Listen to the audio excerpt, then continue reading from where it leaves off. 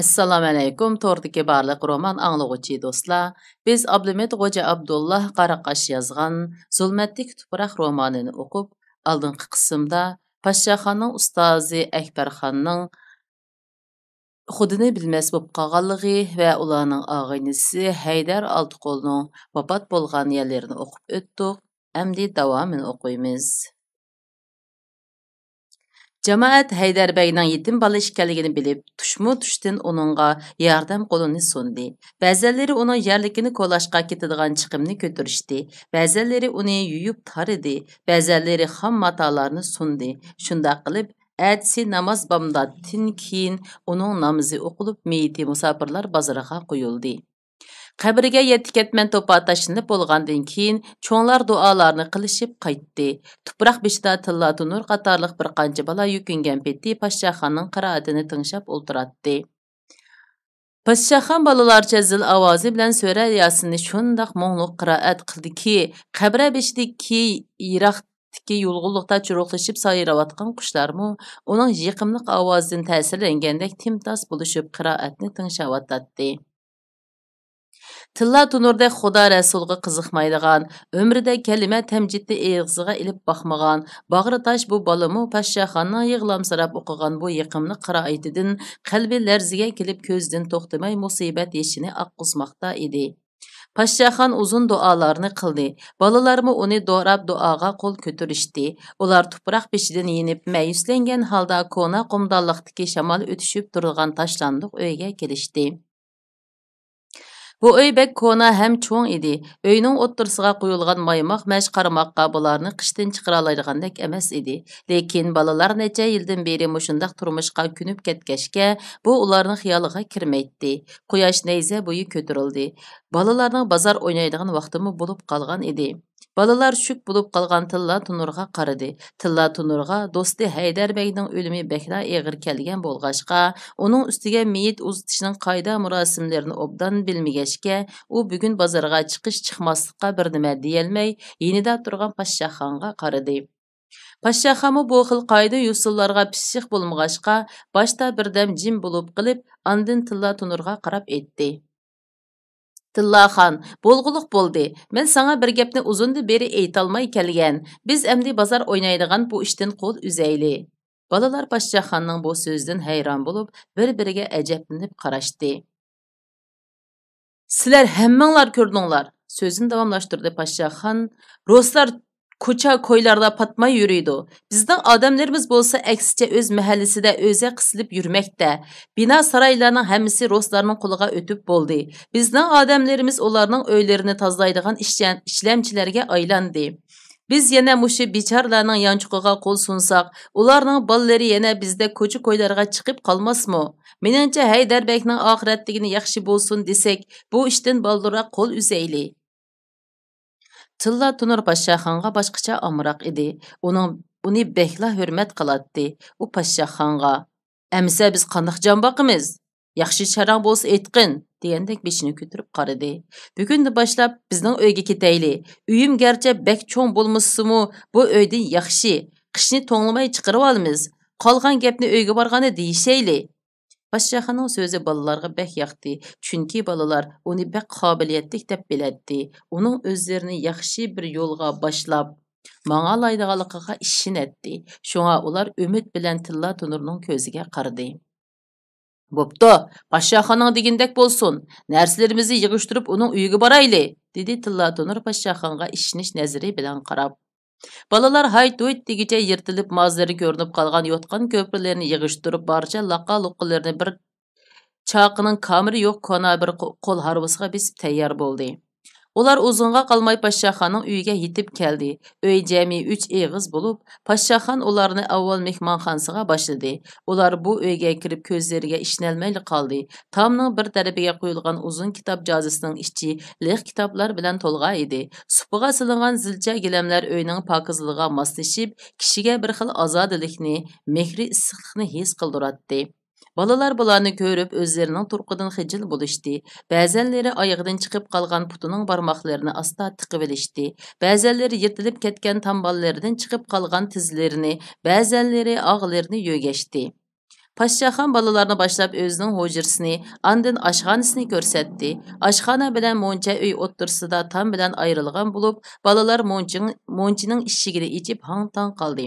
Mo'ncha xuddi shahardagi cho'ng hammomlarga o'xshash nihoyatda o'lchamlik yasalgan bo'lib, chilishib yuyindiganga parpur chaqchuqdan yasalgan ikki dos quyilgan edi.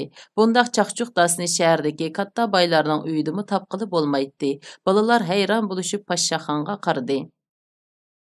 Bularni anam tayyor qildirgan. Birini anam ishiltatdi, birini maxsus men ishiltatdim, dedi Poshshaxon balalarga qarab. Endi suv isitib, hammanglar navbat bilan ma'u bir dasda yuyininglar. Andin bozorga chiqib narsa setib olamiz. Balalar ha-hu deyishib birdamda mashga o't qalab suv isitib, navbat bilan yuyinishga boshladi. Tilla Tunur Poshshaxonning bu hashamatlik uyiga qarab, ko'z oldidagi bu ishlarni toza tushunolmadi. Poshshaxon, uyingning bundaq katta ekanligini o'ylamabdi ekanman. Bayan balalarni bu bir dasla yuyininglar degan eding. Sababini deb bergina, dedi Tilla Tunur Poshshaxonga tushunmaslik nazari bilan qarab. Anam kichik chig'imdan boshlabla shundoq o'rgatgan. U har qatim yuyindigan suyimga oltin tillardan birini tashlab qo'yatdi. Hamda bu dasni faqat o'zing ishiltsan deb erkiltatdi. Anamning ruhi qo'rinmasin deyman. Sen bana özün to'g'riq hech nim deb bermiding. Qirg'ina, nimanchi sirliq bolasan? Sen cho'ng bo'lganda bilib qolasan. Hamini deb beraman. Bu mening onamga bergan va'dam. Angacha sen so'ramag'in, menmi aytmay. Bo'pti, Poshshaxon, men so'ramay. Endi nim ish qilamiz? Planingni degina. Qarasam balalarning yotgan ko'rpaleri, kiyim-kechaklar bek o'nrab ketibdi. Oldi bilan bularni almashtirib yetayli. Andin o'ylab qoldim. Bira tijorat yo'lini tutsak qandoq bo'lar?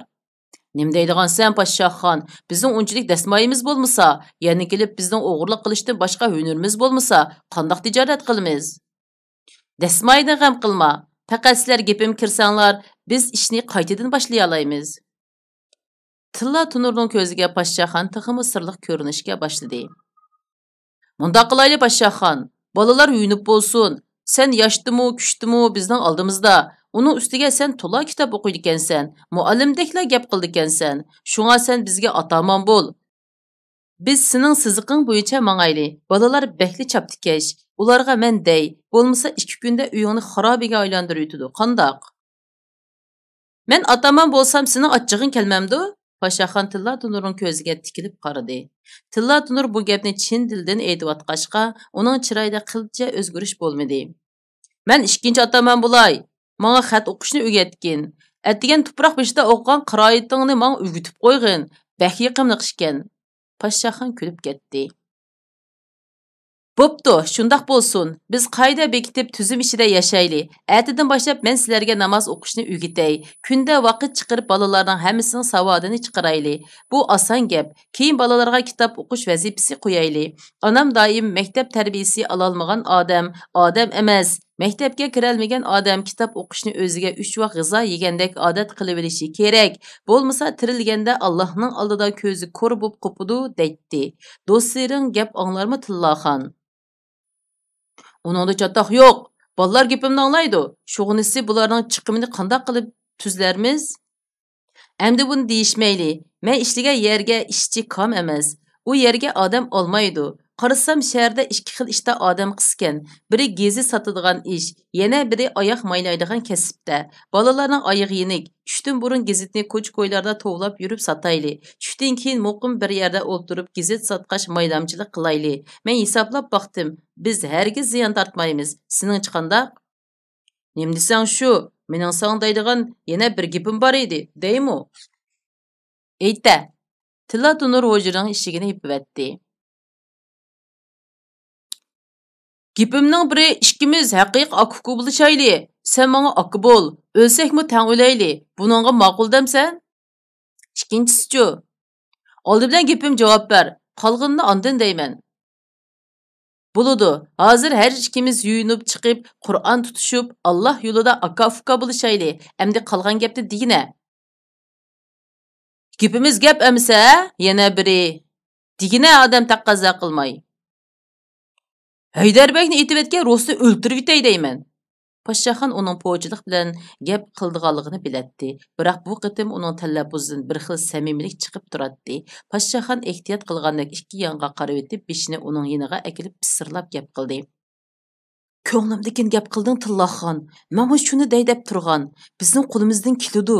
Bu behli xatarlik ish. Hozircha ikkimiz orasidagi maxfiyatlik bo'lsin. Hech kimga tinmayli. Mening eg'zimga qarag'in. Biz cho'qim Haydarbekning qissasini olamiz. Ular bu gaplarni deyishib nihoyat xushal bo'lishdi. Andin yuyunib chiqishib Poshshaxonning hujrasida ikkilan ayrim joy namozda o'ltirishib past ovozda Qur'onni quchoqlab turib aka-uka bo'lishdi. Tilla Tunur balalarni yig'ib mehmonxona uyda qisqa yig'in ochdi. Ballar, biz bugunda boshlab boshqacha usulda kun o'tkazamiz. Buningdan keyin hammamiz qoida tuzumda yashaymiz. Tuzumni akam Poshshaxon chiqirdi. U bundan keyin bizning bosh ataminimiz bo'ladi. Hammaylar uning gapini anglashimiz kerak. Anglamaganlarni o'zim koni qoida bo'yicha jazolashdan sir qo'shindan haydab chiqiraman. Angladinglarmi? Angladik.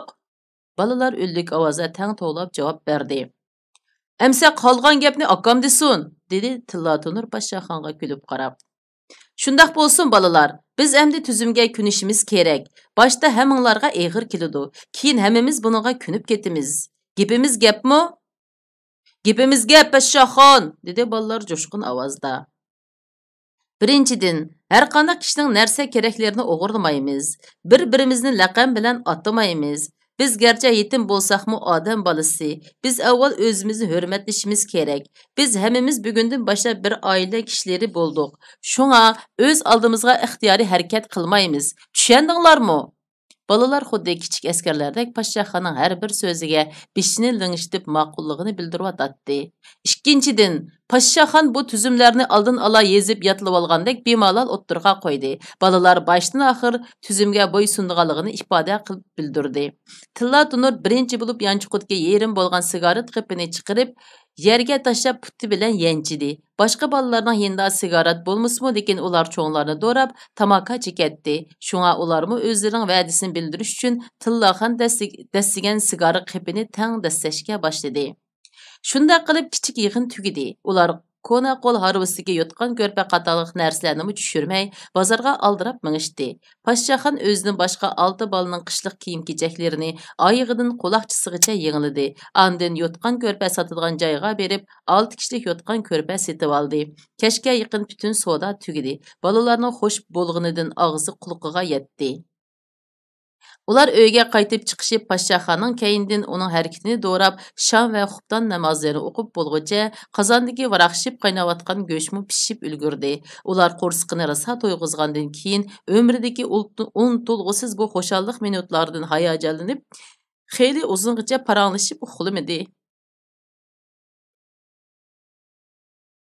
Mehmonxona uyidagi qator silingan yangi ham yumshoq yotgan ko'rpalar balalarning uxlamag'iga unamay ularni sherin uyquga boshlab ketganda Poshshaxon o'zining hujrasida Tillaxon bilan texicha paranglashib yetayotdi. Seni bekli chiqimdor qilyaptim.